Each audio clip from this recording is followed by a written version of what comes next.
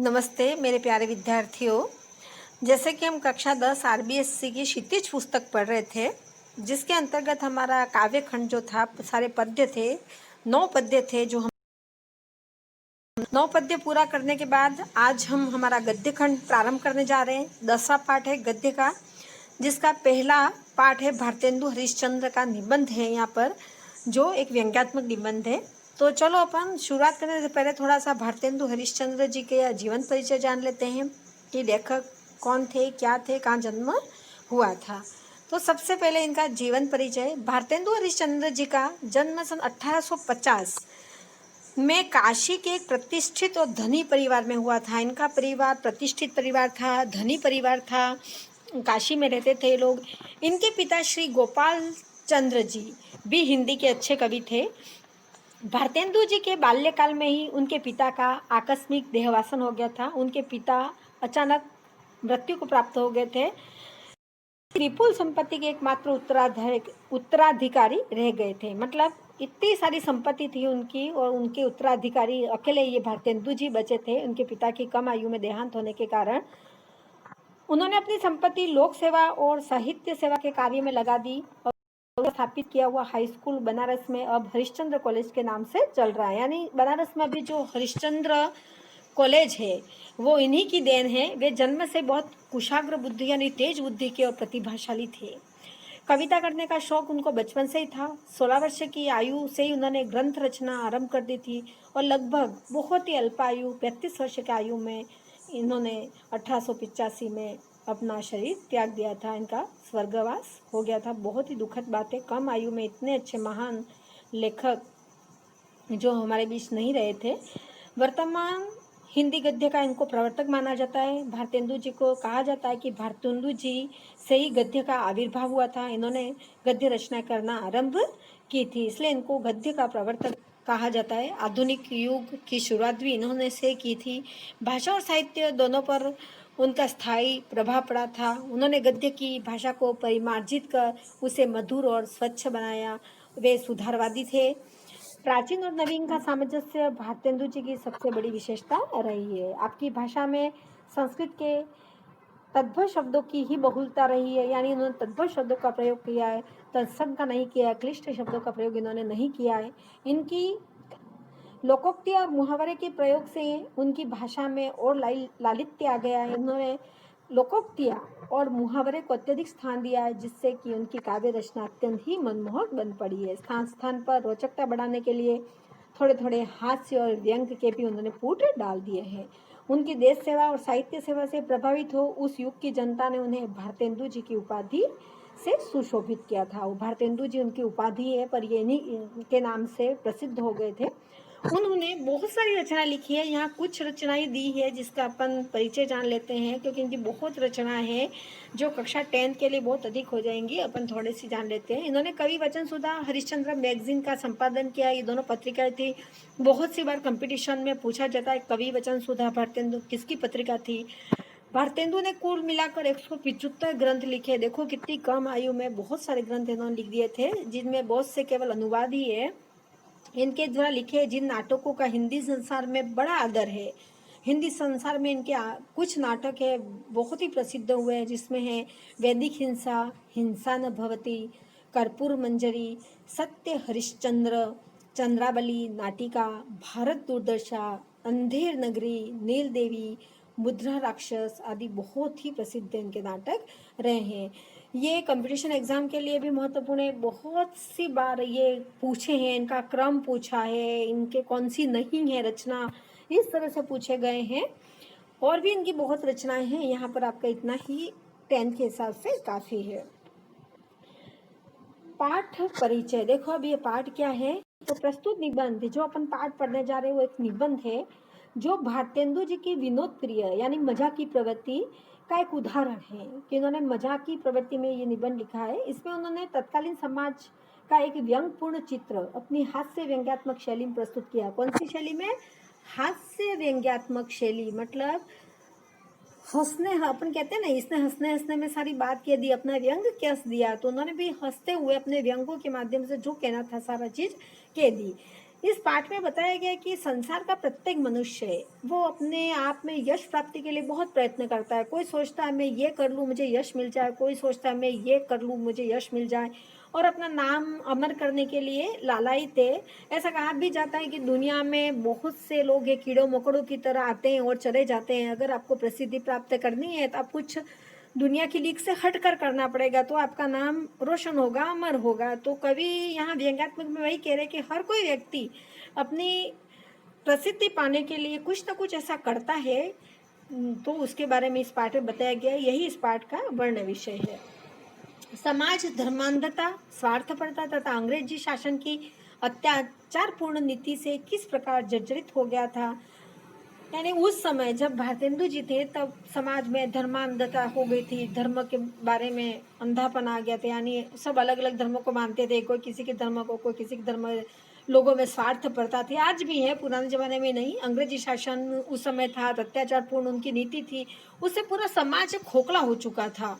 तथा शिक्षा के पवित्र क्षेत्र में भी लोग क्या सोचते थे, इन बातों का यहाँ पर शिक्षा के क्षेत्र में लोगों का अलग अलग सोचना था। कोई स्कूल खोलने का सोचता था, तो कोई दूसरा कोई सोचता था, कोई बच्चों को पढ़ाने का सोचता था। तो इसका यहाँ एक बहुत ही व्यंग्यमय चित्र यहाँ कवि ने प्रस्तुत किया है। तो देखो अपन अब अपने मूल पाठ की ओर अग्रसर होते हैं। पाठ का नाम है एक अद्भुत अपूर्व स्वप्न। ये है आपके एक निबंध विधा। कौन सी भी, अगर आपको ये पूछा जाए कि आपका ये पाठ कौन सी विधा का है, तो निबंध विधा का पाठ है आपका ये। अब इसमें कवि ने एक अद्भुत अपूर्व स्वप्न के बारे में बात करी है कि जब कवि लेटते हैं तो लेटते लेटते क्या सोचते हैं भारतेंदु जी, तो इसके बारे में बताया। देखो, आज रात्रि को पर्यक पर जाते ही अचानक आंख लग गई। पर्यक मतलब होता है पलंग। तो पलंग पर जैसे ही भारतेंदु जी सोने गए तो उनकी आंख लग जाती है। और सोते में सोचता क्या हूँ, जैसे वो सोचते हैं उनकी आंख लग जाती है। तो जैसे अपन सोते हुए कुछ सपने देखते हैं, बराबर अपने को अच्छी नींद नहीं आती है, तब अपने को जो संसार में चलायमान होता है वो दिखाई देता है। यहाँ कवि को भी वही दिखाई दे रहा है कि कवि सोच रहे हैं कि इस चलायमान शरीर का कुछ ठिकाना नहीं है, हमारा जो शरीर है उसका कुछ भी ठिकाना नहीं है, कभी भी हम मृत्यु को प्राप्त कर सकते हैं। इस संसार के नाम स्थिर रखने की कोई युक्ति निकल आवे तो अच्छा है। कि अपन सोचते हैं कि भाई मैं मर जाऊंगा, मुझे किस नाम से लोग पहचानेंगे, तो संसार में ऐसा कुछ कर जाऊं कि मेरा नाम प्रसिद्ध हो जाए। क्योंकि यहाँ की रीति देख मुझे पूरा विश्वास होता है कि इस चप्पल जीवन का क्षण भर का कोई भरोसा नहीं है। दुनिया में अपन देखते हैं कि कोई आए दिन ये मर रहा है, वो मर रहा है, अचानक चल बसते हैं, किसी को अटैक आ जाता है, किसी को वो हो जाता है। तो कभी भी यहाँ सोचता है कि संसार में जीवन का कोई भी क्षण भर का भरोसा नहीं है। ऐसा कहा भी है कि श्वास श्वास पर हरि भजो, वृथा श्वास मत खोए, न जाने या श्वास को आवन होए न होए। यानी कवि यहाँ कह रहा है कि हर श्वास श्वास में हमको हरि को भजना चाहिए, है ना। वृथा श्वास यानी हमें बिना काम की सांस को नहीं खोना चाहिए। यानी ऐसा कोई श्वास हमारी नहीं निकलेगी जिसमें हम अच्छे काम न करें, हरि को न भजे। क्योंकि मौत हमें कभी भी आ सकती है, हमारी सांस कभी भी जा सकती है, तो हम कुछ अच्छे कार्य करें। देखो, समय सागर में एक दिन अब संसार अवश्य मग्न हो जाएगा, कालवश शशि सूर्य भी नष्ट हो जाएंगे। या कवि कह रहा है कि समय सागर है, उसमें एक दिन सब नष्ट हो ही जाना है। कालवश किसी दिन शशि और सूर्य भी, चंद्रमा और सूर्य भी हमारे कभी भी नष्ट हो जाएंगे। आकाश में तारे भी कुछ काल पीछे दृष्टि ना आवेंगे। कवि एक सोच यही है कि आकाश में तारे भी कभी नष्ट हो जाएंगे, सूर्य भी नष्ट हो जाएंगे, चांद भी नष्ट हो जाएंगे, पूरा संसार सागर नष्ट हो जाएगा। केवल एक अमर रहती है, तो केवल कीर्ति कमल सागर सरोवर में रहे वा न रहे। और तब तो एक तप्त तवे की बूंद हुए बैठे हैं। यानी कवि कह रहा है कि कीर्ति, कमल रूपी कीर्ति है जो, और संसार रूपी जो सरोवर है वही एक अमर रहता है, बाकी सब नष्ट हो जाते हैं। इससे तो बहुत काल तक सोच समझ प्रथम यह विचार किया। यानी कवि कह रहे हैं कि बस अब ये सोच रहे हैं कि संसार में कुछ करना है, कभी भी अपनी कीर्ति को, यश को प्राप्त करना है, कभी भी हम नष्ट हो सकते हैं। तो सर्वप्रथम कवि के मन में एक विचार आता है। क्या विचार आता है? देखो, पहला विचार कवि के अंतर्गत आता है कि देवालय बनाकर छोड़ जाऊं। यानी सोचते हैं कि कोई मंदिर बना दूं मैं। देवालय में कौन सा समास होगा? देखो, देव धन आलय, देवालय। तो यहाँ पर अधन अ, तो आ हो जाता है, देवालय, दीर्घ संधि यहाँ पर। और देवालय, देव के रहने का, आलय, यहाँ समास भी है। परंतु थोड़ी देर में समझ में आ गया कि इन दिनों की सभ्यता के अनुसार इसमें बड़ी मूर्खता नहीं, और यह तो मुझे भली भांति मालूम है कि यही अंग्रेजी शिक्षा रही तो मंदिर की ओर मुख फेर कर भी कोई नहीं देखेगा। इस कारण विचार का परित्याग करना पड़ा। फिर पड़े पड़े पुस्तक रचने की सूझी। यानी कवि कह रहा है कि देवालय बनाने का सोचा, फिर समझ में आया कि सभ्यता और संस्कृति में देवालय बनाना मूर्खता का काम है, क्योंकि अगर यही अंग्रेजी शासन काल चलता रहा तो कोई देवालय की तरफ देखेगा ही नहीं, देवालय की तरफ पीट करके सब चलने लगेंगे, मुख फेर लेंगे। तो फिर उनके मन में देवालय वाला विचार उन्होंने परित्याग कर दिया, छोड़ दिया। फिर उन्होंने नया विचार सोचा, दूसरा विचार क्या सोचो कि पढ़े पढ़े पढ़े उन्होंने सोचा पुस्तकें रच डालूं बहुत सारी, ये सोचा उन्होंने। परंतु इस विचार में बड़े कांटे निकले, क्योंकि बनाने की देर न होगी कि कीट क्रिटिक काट कर आधी से अधिक निगल जाएंगे। क्रिट क्रिटिक मतलब यहाँ पर कवि ने कहा कि आलोचना, यानी रचना तो लिख दूंगा पर बनाने की देर नहीं होगी, जैसे रचना बाहर नहीं आएगी, क्रिटिक मतलब आलोचना करके लोग उसको आधी निगल जाएंगे, उस रचना की बहुत सारी क्रिटिसाइज कर देंगे, आलोचना कर देंगे।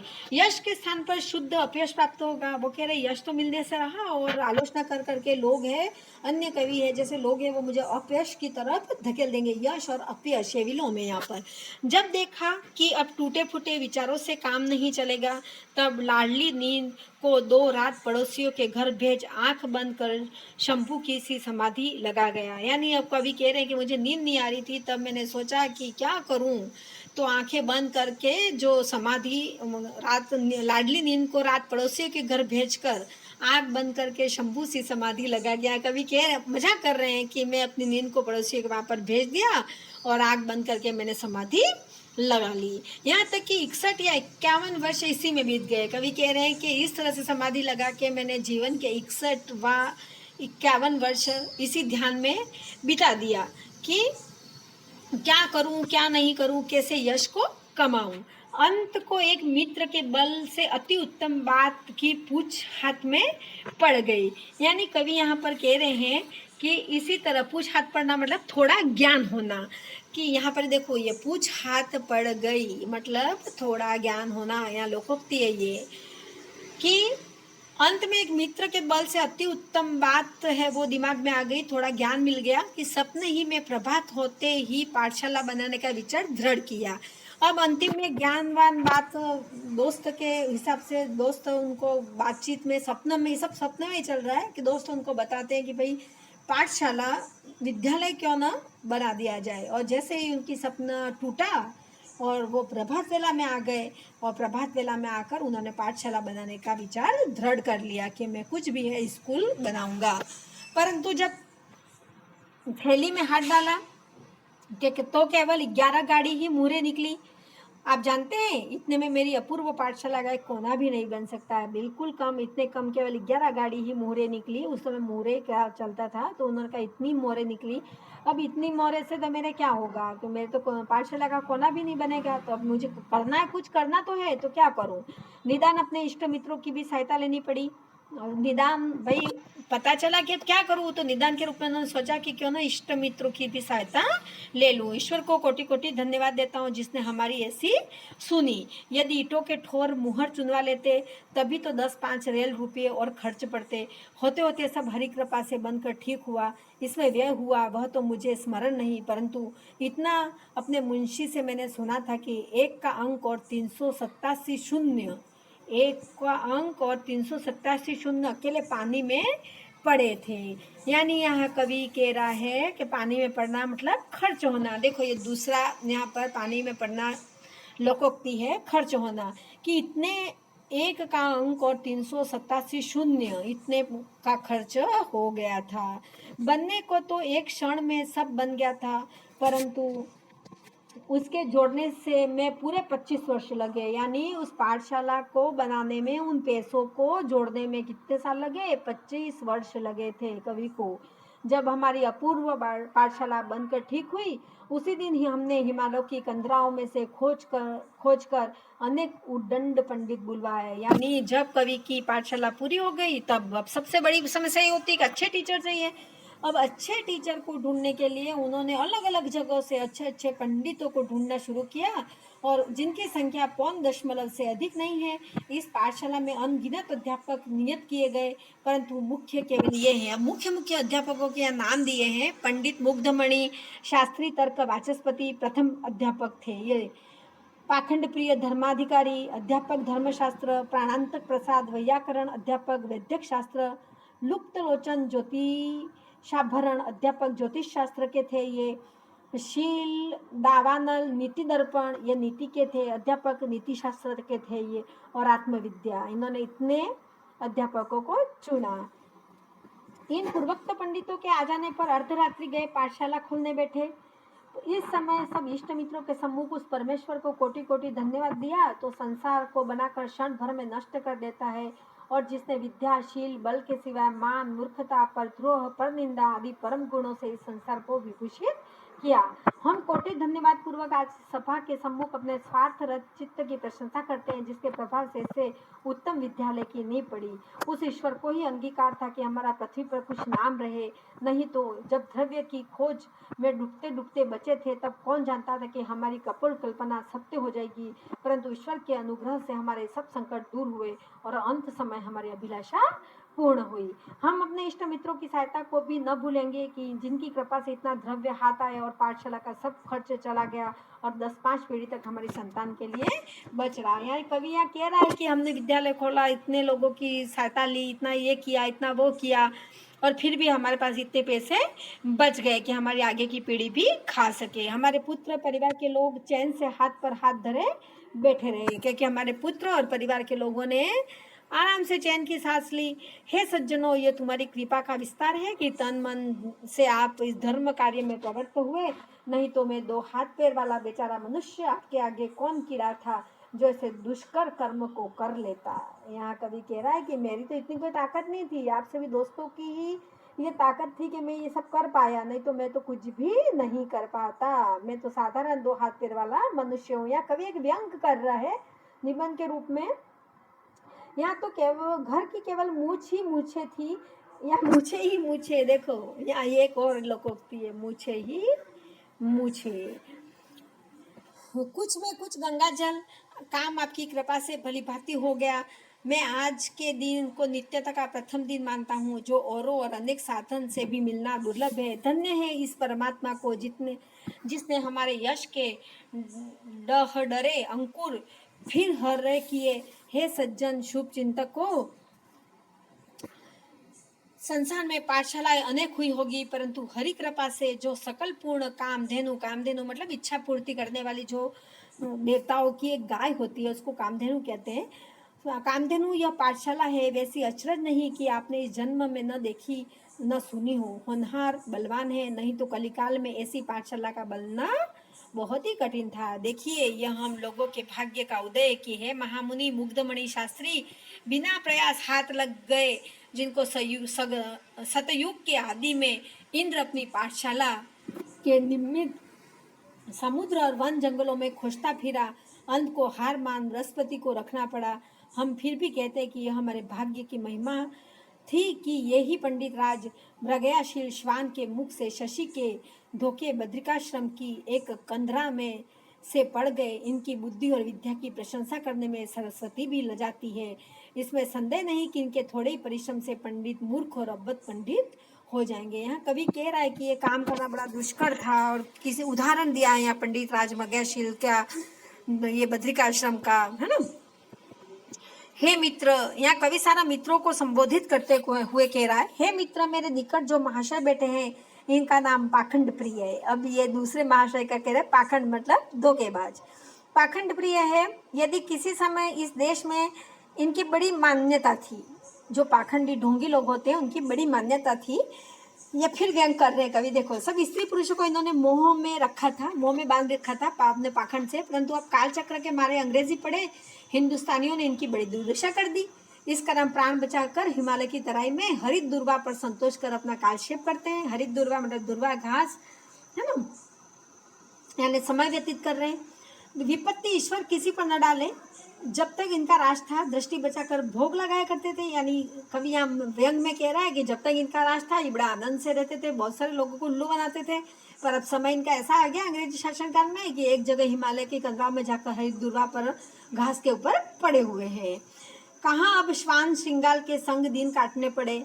अब वो कह रहे हैं पहले इतना आराम से पाखंड कर कर के जीते थे, अब यहाँ श्रृंगाल और श्वान के बीच में ना, सियार और श्वान के बीच में दिन काटने पड़ रहे हैं। श्वान मतलब कुत्ता। परंतु फिर भी इनकी बुद्धि पर पूरा विश्वास है कि एक कार्तिक मास भी इनको स्थिर रह जाने देंगे तो हरि कृपा में समस्त नवीन धर्मों पर 5 दिन 4-5 दिन में पानी फेर देंगे। पानी फेर देना मतलब सब खत्म कर देना। कि ये कह रहे हैं कि यहाँ पर भी अगर ये हरि कृपा से रह गए 4-5 दिन तो यहाँ पर भी सब कार्तिक मास में पानी फेर देंगे अपने पाखंड से। यहाँ पे ये ना पाखंड पंडित जी एक उदाहरण बता रहे हैं कि किस प्रकार पाखंड ढोंगी लोग होते हैं और ढोंगी लोग किस तरह से काम करते हैं। आगे इन्होंने बताए थे आपको सारे नाम, ये सब ढोंगियों के नाम थे। देखो मैं आपको बताती हूँ, यहाँ पे ये जो पाठशाला में अनगिनत अध्यापक है ना, ये सब इन्होंने ढोंगी लोगों के नाम बताए थे, किस तरह से है ना वो एक ढोंग लोग रचते हैं और उनके इन्होंने नाम दिए यहाँ पर। अब ये प्रत्येक नाम की है ना वो एक व्याख्या कर रहे हैं कि वो क्या क्या कार्य करते हैं।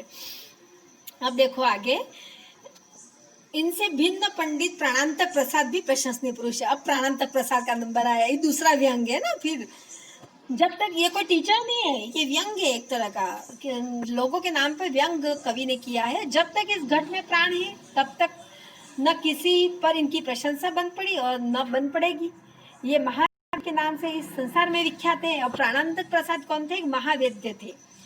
इनके घट में जब तक प्राण होते थे ये न कभी किसी की प्रशंसा करते थे और न ही करने की बन पड़ी थी। ये इनकी भी उड़ा रहे। देखो, चिकित्सा में ऐसे कुशल थे कि चिता पर चढ़ते चढ़ते रोगी इनके उपकार का गुण नहीं भूलता था। यानी दवाई में बड़े पारंगत थे। कितने ही रोग से पीड़ित क्यों ना हो, क्षण भर में स्वर्ग के सुख को प्राप्त होता था। यहाँ उड़ा रहे हैं वो कि कितने ही रोग से पीड़ित क्यों ना, क्षण भर में वो स्वर्ग का सुख प्राप्त कर लेता था, यानी ऊपर पहुंच जाता था। जब तक औषधि नहीं देते केवल उसी समय तक प्राणी के संसारी विधा लगी रहती थी। यानी जब तक वो दवाई नहीं करते थे तब तक ही वो जिंदा रहता था, बाकी दवाई देते वो ऊपर पहुंच जाता था। या फिर उड़ा दी उन्होंने। आप लोग कुछ काल की अपेक्षा कीजिए, इनकी चिकित्सा चतुराई अपने आप प्रकट हो जाएगी। यद्यपि आपके अमूल्य समय में बाधा हुई, परंतु यह भी स्वदेश की भलाई का काम था। इस हेतु आप आतुर न होजिए और शेष अध्यापकों की अमृतमय जीवन कहानी श्रवण कीजिए। अब दूसरे अध्यापक हो गए प्राणांतक प्रसाद। अब चलिए अपन आगे बढ़ते तीसरे अध्यापक की तरह। देखो, पहला तो पाखंडी था, दूसरे अध्यापक होते वेद्यमोथे। अब तीसरा है लुप्त लोचन ज्योतिषा भरण। लुप्त लोचन ज्योतिषा भरण थे, बड़े उद्दंड पंडित थे। अब तीसरे कौन है? उद्दंड पंडित, जो ज्योतिष विद्या में अति कुशल है।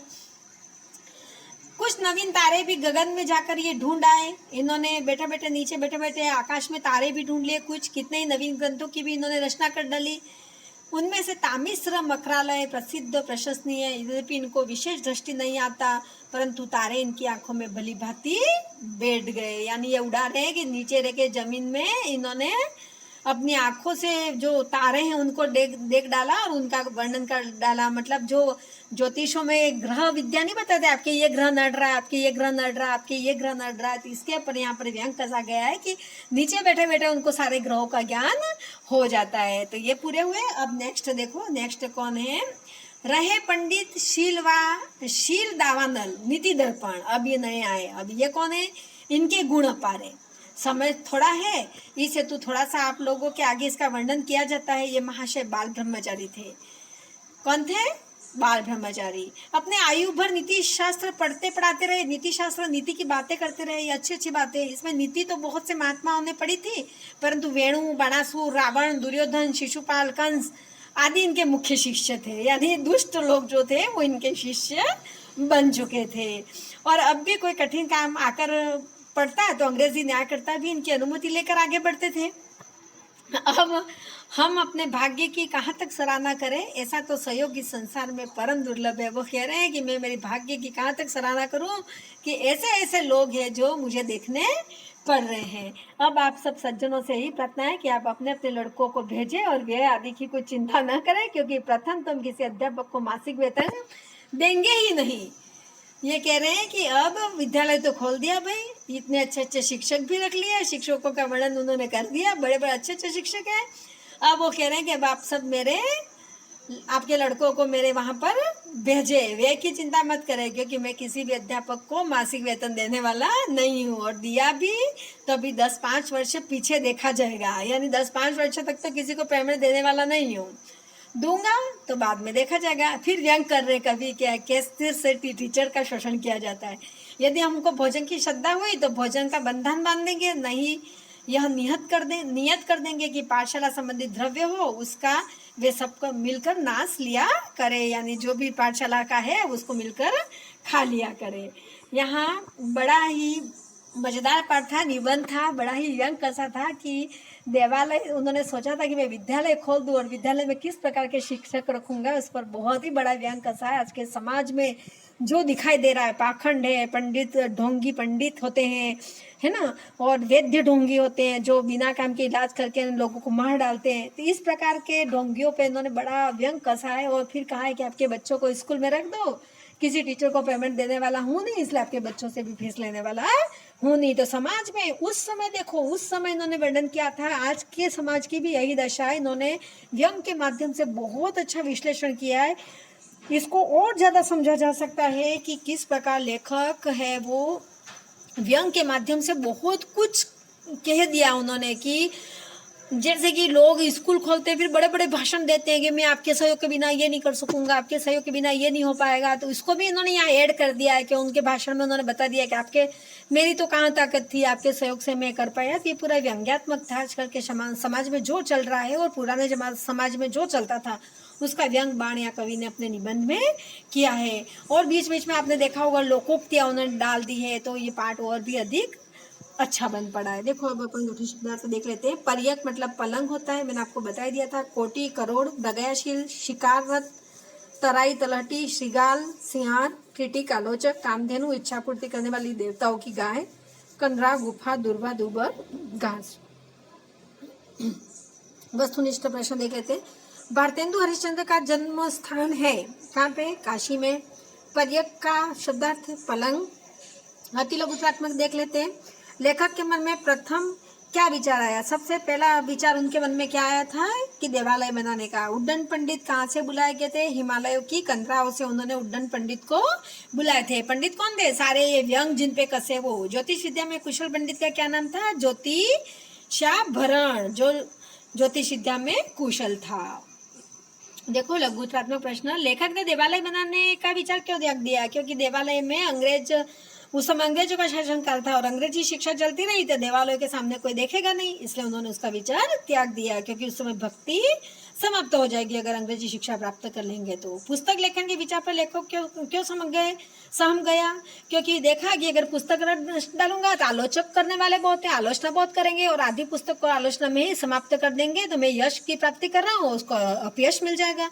पंडित प्राणांतक प्रसाद की क्या विशेषता बताई? तो पंडित प्राणांतक प्रसाद की उन्होंने विशेषता बताई कि ये तो जो महोदय है प्राणांतक प्रसाद, ये तो प्रशंसनीय पुरुष है। इनके तो न तो ये प्रशंसा किसी कर सकते हैं और न किसी की सुन सकते हैं। ये महावैद्य है और रोगी को तो ये क्या करते हैं, एक बार उसके घर पर जो चढ़ जाता है उनके वहाँ पर, वो क्या करता है, उसके उपकार को नहीं भूलता और एक बार उनके जो इलाज कर दे तो स्वर्ग को प्राप्त हो जाता है, वो तुरंत मर जाता है। नेक्स्ट निबंधात्मक प्रश्न। सप्रमाण सिद्ध कीजिए कि भारतेंदु जी ने इस निबंध में तत्कालीन समाज का चित्र व्यंग के माध्यम से उपस्थित किया। बिल्कुल सही, बहुत बड़ा चढ़ा के इसको आप लिख सकते हो। तत्कालीन समाज में जो जो चल रहा है, पूरे जितने जितने अलग अलग लेखकों के नाम लिए थे वो सारे यहाँ पर लेखकों के क्या अलग अलग इनके जो शिक्षक इन्होंने बनाए थे उनके नामों के आधार पर इसका वर्णन किया जा सकता है। भारतेंदु जी की शैली पर आपको प्रकाश डालनी है। लिखने की शैली उनकी कैसी है और सप्रसंग व्याख्या जिसकी आप, ये बहुत ही सरल है, पाठ में आए हैं जिसको आपको करनी है। यहाँ पर आपकी पाठ समाप्त होता है। आशा करती हूँ आपको अच्छे से समझ में आएगा। बहुत ही अच्छा पाठ है, इसको और अच्छे से पढ़िएगा, बहुत मज़ा आएगा।